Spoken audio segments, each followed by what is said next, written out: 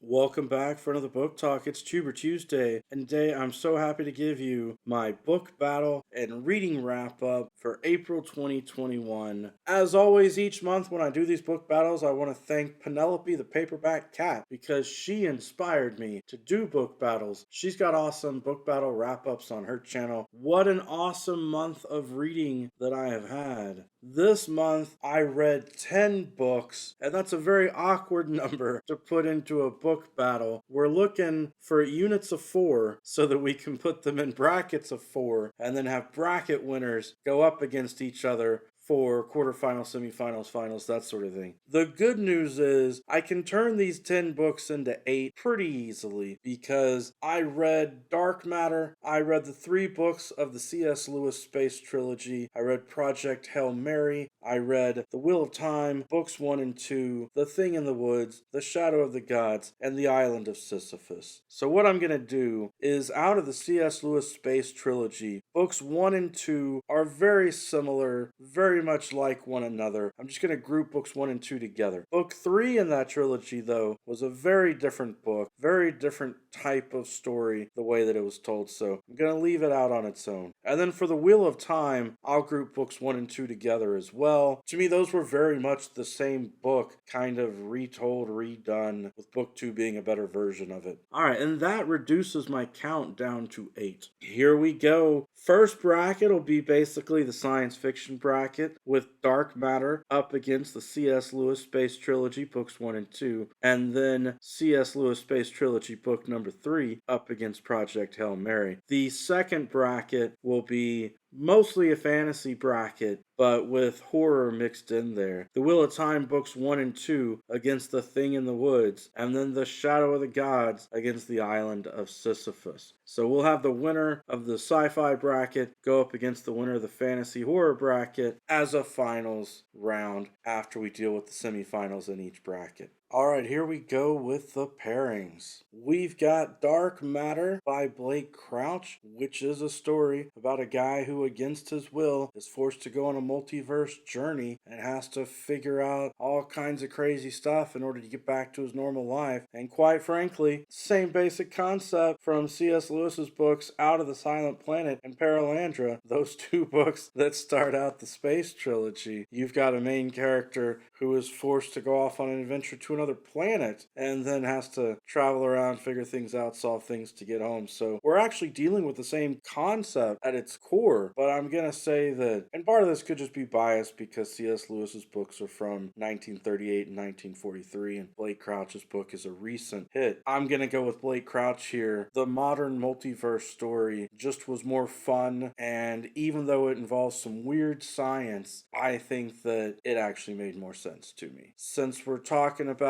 books that are supposed to be science fiction, felt more like science fiction to me, whereas C.S. Lewis books really to me are more fantasy stories that are placed on alien world. Congratulations, Blake Crouch, Dark Matter. You're moving on to the next round in this bracket. Let's see who you're going to be up against. We've now got the battle between the third book in the space trilogy, which is called That Hideous Strength, and really seems to be very much a satire of academia, how things work, and administration. Some very funny moments with character doesn't even understand if he has a job or how much he's getting paid, all that sort of stuff, before it loops back into the weird kind of angel, demon, alien thing that's going on with the character that was in the first 2 books. When you compare that with Project Hail Mary, I've got to say Project Hail Mary is going to come out with the win because it's some amazing science fiction with great science put into not only how memory works and how we travel through space and how atmospheres are done and how cells evolve and all that stuff, but to me it was a more enjoyable read. I really enjoyed a book that was more sincere about relationships between people than the C.S. Lewis book. Project Hail Mary, you get to advance. That means to finish out this bracket, we're going to have Dark Matter up against Project Hail Mary. Both are such great science fiction books. I really enjoyed reading both of them this month. And of course, course, one of them was at the beginning of the month. That was Dark Matter. The other one was at the end of the month, Project Hail Mary. I'm going to pull out what may sound like a strange criteria here for you, but to pick between these two books, I'm going to ask the question, which one made me cry the most? With Dark Matter, you've got the story of the man trying to get back to his life, where he had a wife in one reality, and he's trying to get back to the woman that he loved and have the situation with their kid and everything work out right. In Project Hail Mary, you've got a situation with spoiler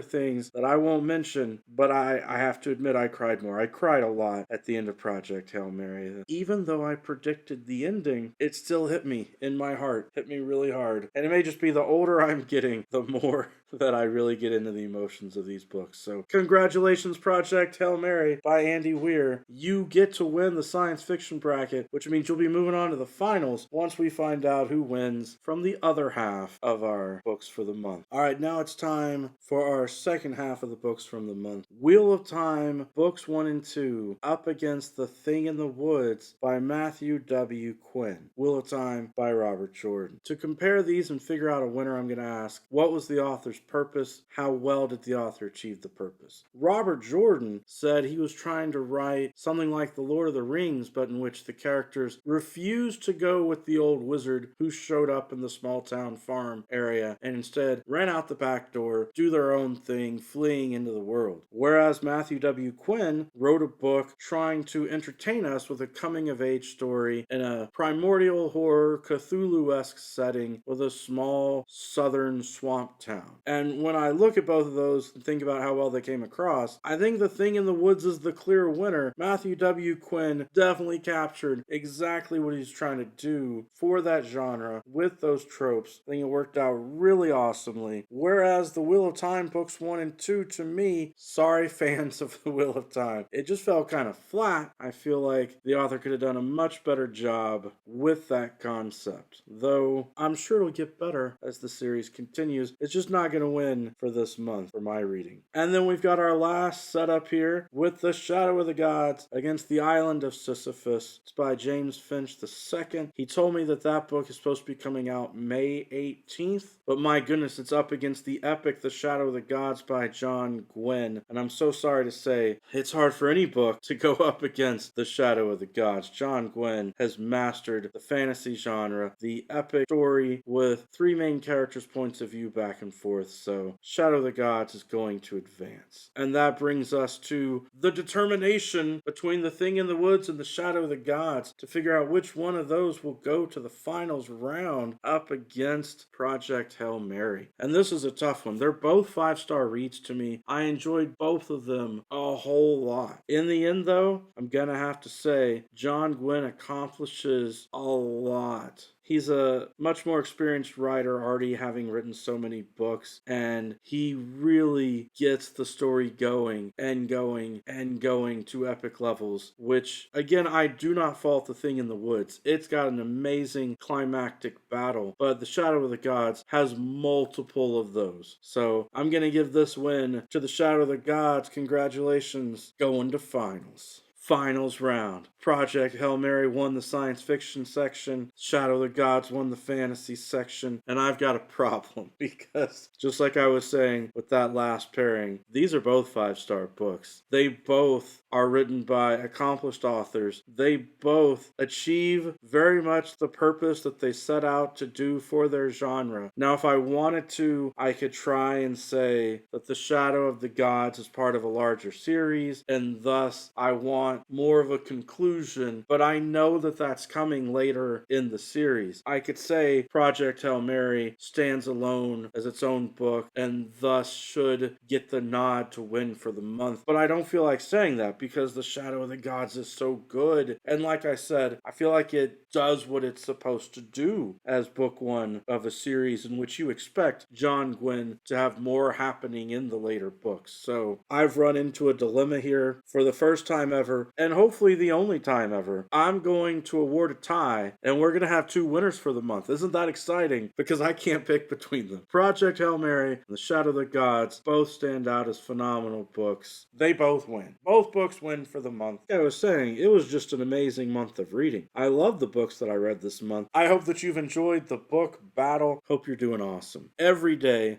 is a great day for a book talk or a book battle. Peace.